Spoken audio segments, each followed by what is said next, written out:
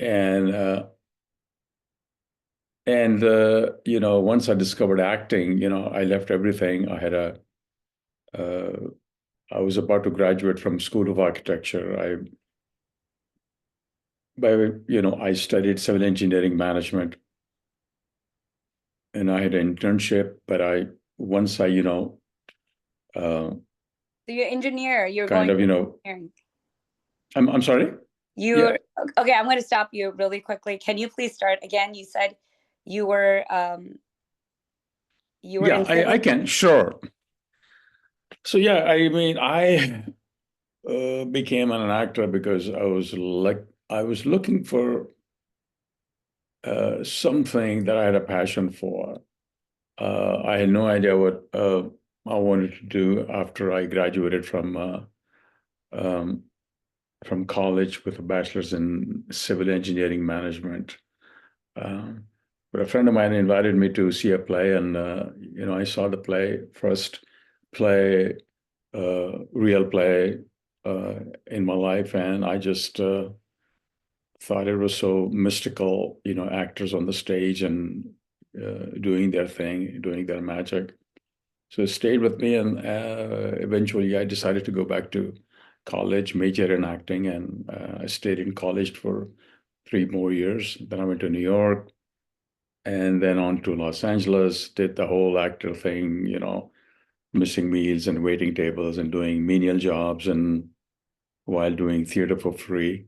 Um, Did you but ever yeah, regret? about Sorry, I always want to ask people that say they waited tables. And in yeah. our culture, it's so like you gotta race to the finish line. How did you feel at those moments when you're waiting tables and being not getting the jobs you wanted?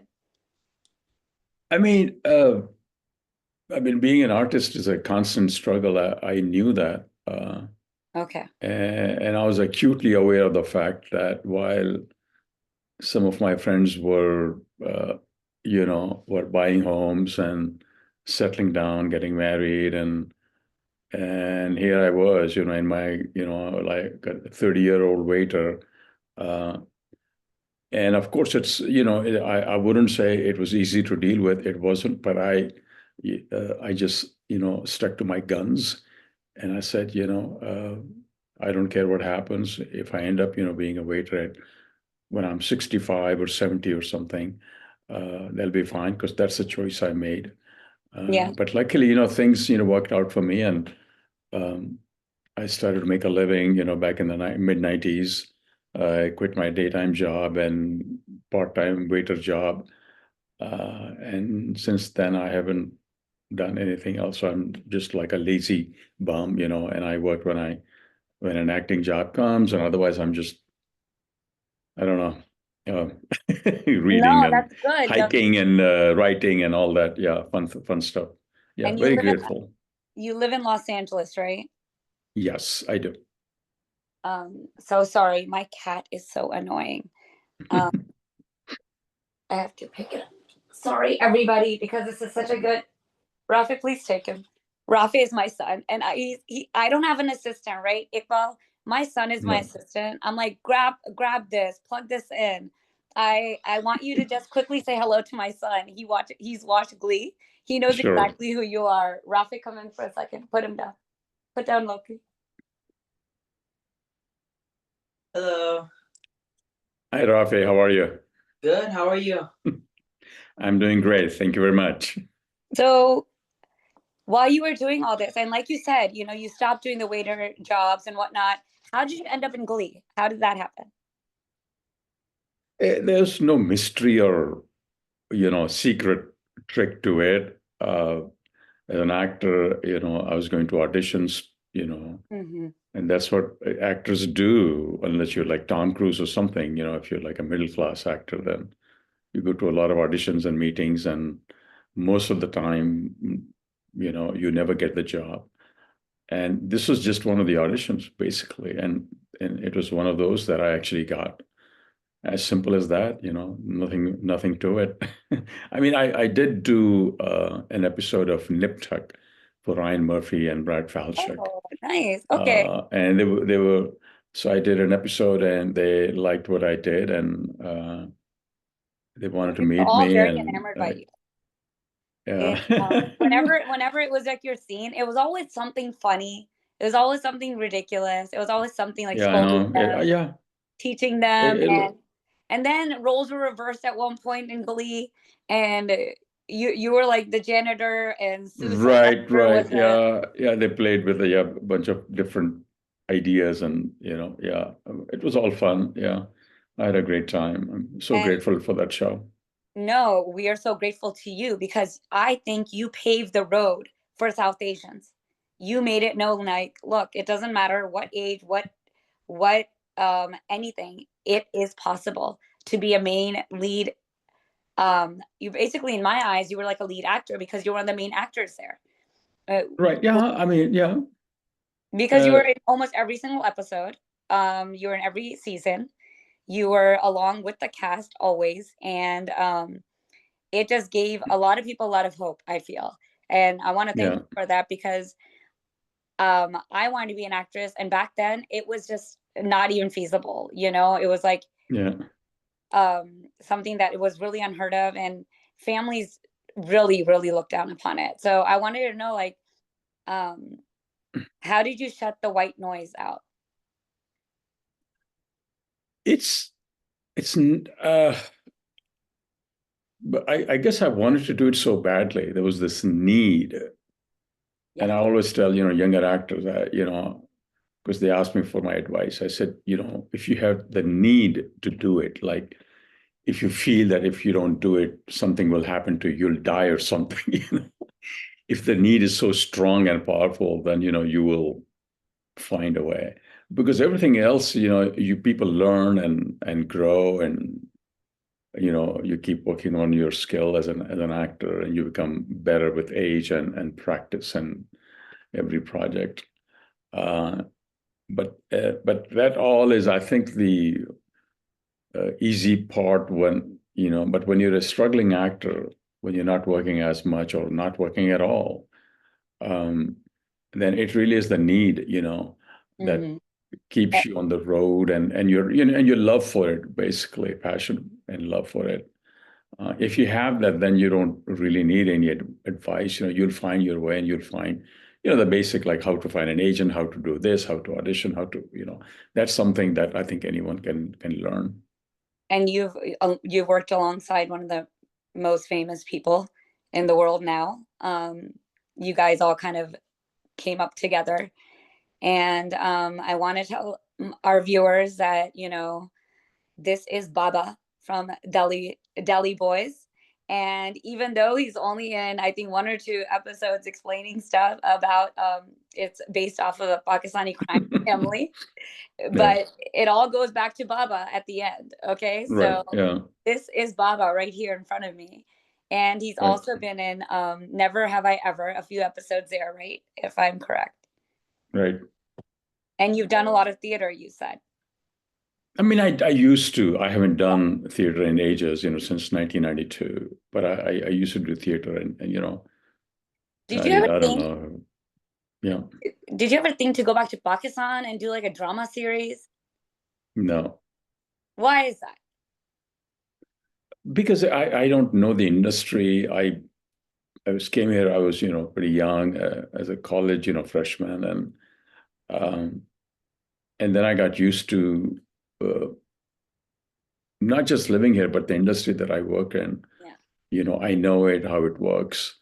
Uh, and the dramas are very different. They are very, soap opera kind of a, you know, um, Yeah. and it's a completely different world that I don't nothing of. And Okay. yeah, and I heard stories about, the some of the people who worked in that part of the world. It's not the same thing. There's professionalism is kind of hard to find. It's difficult, and of course the money it's kind of hard to expect them to pay what you make here, No, of course especially when not. you have a family like I do and all that. Uh, so no, I never really made an attempt to do anything in Pakistan. How do your children feel about their father is famous? I mean, it's not a big deal to them. I have two kids. I have an 18-year-old and a Wow. 23-year-old. So I mean, she's almost 19. She'll be 19 Okay. in June. And then I Oh, have actually not 23, 22-year-old. okay. So they're like 3.5 years apart. Um, and yeah, I mean, they were really little. I mean, my daughter, she was about 3.5, Yeah. 4. Yeah, and my son was about uh, maybe 7, 8. Yeah, so they're very young, and they were like used to people stopping me, Of because course. they were uh, kind of beginning to notice the world around them. When Glee came out, and Mm-hmm. it was such a phenomenon that I couldn't. Every time you go out, you're being mobbed and people stopping you for pictures and You can't escape it. whatnot. For them, it was like normal because that's what they, saw. They Yeah. probably thought that, everybody's like that. I mean, I don't know. It wasn't really a big deal for them, and they never really uh, And- showed any interest in acting or in Okay. the industry that I'm in or in the arts. And I never really, tried to influence them in any way. I just wanted them to, find their own path, which they're both in college, so they're in the process of, finding their path and, their place in Yeah. the world. That's awesome. I feel like because I didn't get to do it, I always kind of force or push my son towards it. He was only 4 years old. I made him walk the runway to get used to like people cheering for him.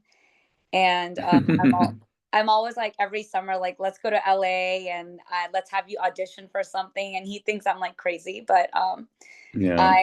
I'm totally opposite of mothers the way they are because I feel like maybe I could live through him, but it's never too late to do anything, I don't think. But that's really interesting that your kids never went that way living in LA because everybody wants to, I feel like. Yeah. And like I said, I never really had any, if they had shown any interest, I would have, helped them out. But since they did not, and I did not, I don't believe in like, Yeah. um, like forcing your children to do anything that they do not want to. Because I've been in situations, as an actor, at least twice when I worked with two child actors and they just hated it. They did not want to be on the set. Oh, And the ones that I'm talking about, they were on one occasion, the little kid was like 7 years old, and on the other occasion, he was maybe 5, and yeah. the 5-year-old was crying, and his mom was saying, "Come on, you can do it." And I was going, God, why is she You're like, making why him am I do that push it? when he, if he doesn't want it, doesn't want it. Let Yeah. him be No, a no. kid for God's sake. Because it's also you have to think about Childhood. the like they're kids, and you're putting them into an industry. They're surrounded by grown-ups, Yeah, and they're actually working and getting paid, and you absolutely. cannot really control what people say and what they hear. Um, uh, so that was one of my issues. Even I mean, I remember my agents, when my son was born, they called me about like a couple of months after, because I took him to meet my agents, when he was born, after he was like, no, 3 months old. Oh, And then they said, "Oh, we have an audition for your son." And I said, "What? I didn't." And no, they're looking for cute kids, and your son is so beautiful. And I said, "No, oh, I'm not taking him to any audition. I'm sorry." that is so smart of you, though. That is amazing. Yeah, I mean, Yeah, to keep and them it's off. also another, and you also need time to take them to auditions, drive them around, and get headshots. I mean, in my days, they used to have headshots, like physical. Uh, Now you have you recorded. had to have pictures. Now, Yeah, now it's a completely different industry that I have no idea of. I'm glad my agents do all the work, and I just have to yeah. take Yeah. meetings and Well, now calls everyone and knows who whatnot. you are, Yeah. so it's okay. Um, So Anyway, so what would you like for people to know about you that they don't know about you?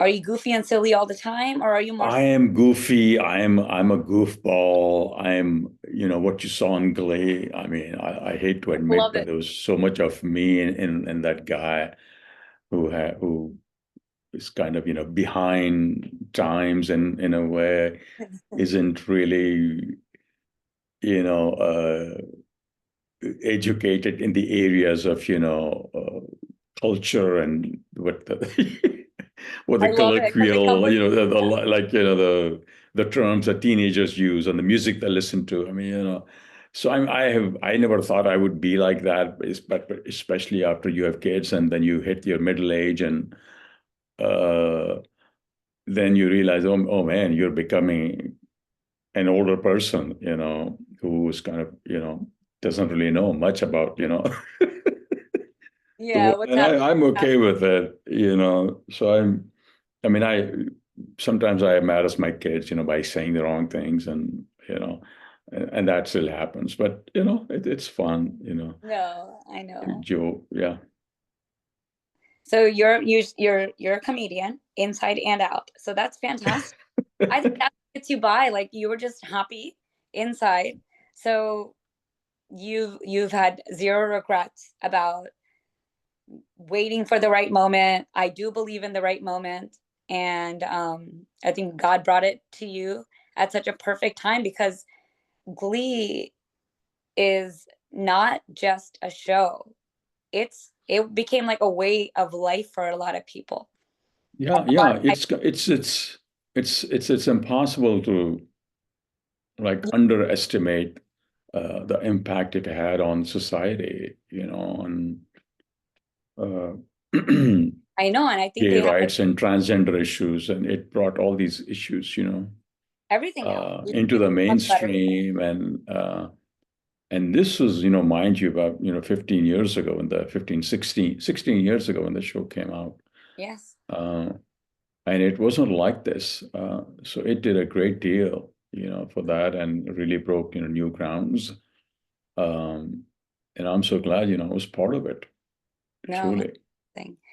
Um, so what do you see next for yourself?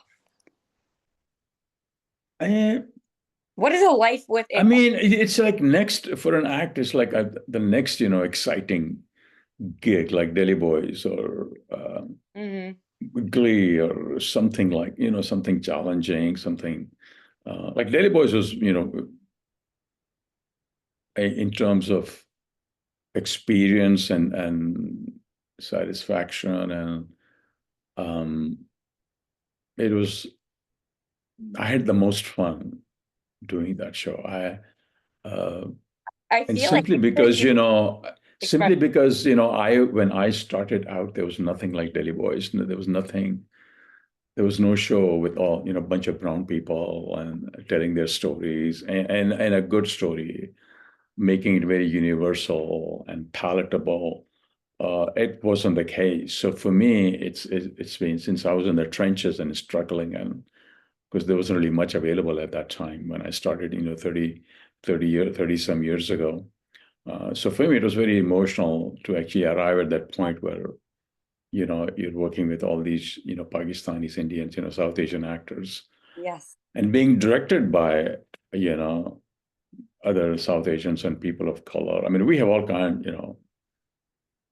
mixed I think that's casting the first show and ever. That direction. Yeah, yeah, yeah, and women directors. And that is uh, I mean, Delhi Boys has, I think it has broke ground on so many levels. Uh, I mean, imagine that in my 32 years of, career, I have worked with six female directors. wow, that's a lot. A lot? Are you kidding me? I I mean, have compared to done. what they used to be back in the days, there weren't a lot of No, female no, directors. I'm saying in 33 years, I only worked with Oh, in six 33 women years. Okay, that's over a okay. period of Yeah, yeah. Okay. 33 years. Oh, no, no, no. In the period of 33. But Okay, but yeah. Delhi Boys put six women in season one. female Oh, directors. wow. Okay, no, So that is imagine my shock. And that it was you never also the first time I worked with an African American director of photography. I have never worked with it's a a black person who was photography. yeah. And there's so many other things that that show does. So for me, since I have lived through all that, Yeah, it's something that I actually personally experienced. yeah, So for me, it was like a victory lap and say, hey, we have arrived, we have yes. done it. No, that is remarkable that you do say that in 33 years you only work with six female directors. That shows how limited roles and opportunities are for Opportunities, minorities right? in general, and women fall into minorities um, in many fields. So for you to have worked with six, I bet you major actors can't even say that they have worked with six. You know, Yeah. Um, so it was a joy to work with. And, Nisha Ganatra, who directed the pilot, she actually played my wife in 1994, I think. She played my wife in a student short film I did. really. So Is it out there imagine, somewhere? like fast forward 30 years and, Did you do we're working again together, it's such, you just imagine, I was ecstatic and, God bless her, and she has done so well for herself. So have you ever thought about writing a script for yourself? Yeah, A yeah. role for I'm yourself? actually, that's what I'm doing these days, because in between gigs, and I finally have a literary agent. So, hopefully, and it's very recent. So, it will take a while as things do in this industry. But that's something that keeps me busy right now, which is, screenplay, writing screenplays. That's awesome. That's really great because I know like once you're in the zone and you are become an actor, you have so many. I'm sure so many ideas pop up in your head all the time. Right, Like right. maybe I would have Yeah, done this different, or maybe I need to write something. So yeah. So right. what would be the next step for you? I mean, I think you should act forever. You're too funny to give up that. Yeah, yeah, of course. That's how I make my living, and I love to do it. So, Do and you have some? luckily, it's not something that you can be really old and still, work. Thankfully, I'm not like a dancer or something that you have to kind of, give up or, uh, That's being an what you. actor and being a guy also. I think being a man, I think Yeah. because I mean, we work in a sexist industry and there's a lot of, sexism, ageism as you grow older, roles become fewer and fewer. Oh no, I experience Uh, it on a daily basis as an you accountant. know, Yes. but then again, things are changing. You never know. Well, you Yeah. never know. I mean, so that's what I believe in, regardless of, what the odds are, just, go for it. And, if they Mhm. don't offer you a place, you make place for yourself, make a That's place for beautiful. yourself. That's amazing. And I can't wait for you to write that and star in it and make it a huge hit because it's you. You can do it. And what should we be looking out for? What's coming up next with you? Um, I finished there's a film called Horse Girls, which is a Tribeca, which Okay, will be a Tribeca in June when it opens. nice. So that's something. And then I'm also working on another, I'm producing and acting in a film, Days with Dundaker. That's the name of the film, Oh, I Days with Dundaker. So we start shoot. We'll shoot some of the scenes in June, and then we'll shoot the rest of the movie hopefully in sometime in late October, early November. So that's on the agenda next. so you have to let me know because I'm gonna come and watch you when you're Yeah, shooting. yeah. Yeah, you have to let me know. Yeah, we'll do. Yes. But okay, so I know you don't have much time, and we only have a few minutes left. And I want you look, you guys. He's so funny. He's so happy. Just a charming man sitting there. What would you like to tell your not we don't need advice. We all know, we'll all come to you anyway when we're like, oh, Iqbal, we need a part, help me get one. But just joking. What is something you want your fans to know about you? I mean, I think if you follow me on social media, you know Yes. who I am. I'm very political. Passionate about You your know, right. Because I believe in, living a full life. It's not about, just being an actor, but also, being a good person, having friends, lifelong friends, make friends if you can. I love My that. friends, I have friends who I've known since I was like literally a kid. Uh, and then I have a group of friends that we all went to college, so I've known them for 40 plus years now.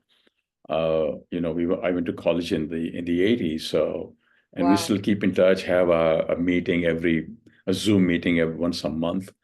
Oh, And we have like these get-togethers and reunions, um, as often as we can. Our drama school reunion was last year, and there's another one in October that I'm going to go to. Uh, so I really believe in keeping in touch with your old friends, and having surrounded by friends, family. So I'm very grateful for that as well. It's good to have a loving family. I do. My folks are in Pakistan, in Karachi. nice. I visit every year like a clock, That's and I nice. talk to them very often. Um, and that's pretty much it. And about, if anybody like comes to me and say, help me get a part, I would say, help me get a role, because I'm also looking for a part. 'Cause That's what I was joking about. Yeah. that's like, I mean, hey, I'm trying to get work for me. Yeah, that's a really good answer. I like that because when people Yeah, I'm an influencer, they're like, "Will you promote me?" I'm like, "You promote me," you know? yeah, I I mean, but it was so lovely speaking with you, Iqbal. And I'm gonna come to LA. We're gonna have a cup of chai and go to your absolutely. spots. And I want to sign off by saying this was a lovely chat, and I thank you for all the technical difficulties I have. And you said I should be good at this because I do this a lot. But you are the first person that asked for a Zoom, not a live. And usually in lives, it gets really busy and people would be asking you all sorts of questions. And it's Yeah. going to be a real treat for my viewers once I edit it, put it out there. And I want to thank you so much for your time. It means a lot because I know you're a very busy man. Thank you so much. But I will say that the reason I asked for Zoom was that, like if you had bought your ticket and make arrangements, and then if I had ended up, getting a job or something, then I said, oh my God, then. So it's just, and Zoom works as well as, in person. Yes. So, but I'm sure we'll do that, who knows, we might like end up in the same city like we did, in Yes. Utah. I Uh, look forward uh, to the festivals and so who seeing knows, you. yeah. Yeah. Thank you for having me. What did you say? I said, thank you so much for having me. Oh my God, no, it was an honor and it's a pleasure. And you are, in my eyes, one of the biggest stars and an idol for our South Asian community. So thank you for paving the road. And thank you for coming on Being Sadaf. So everybody watch everything of Iqbal Theba. Keep promoting him, keep watching him. He is the GOAT. All right. Anything else? Thank you. All Oh, right. that's it. All right. Bye-bye. Bye.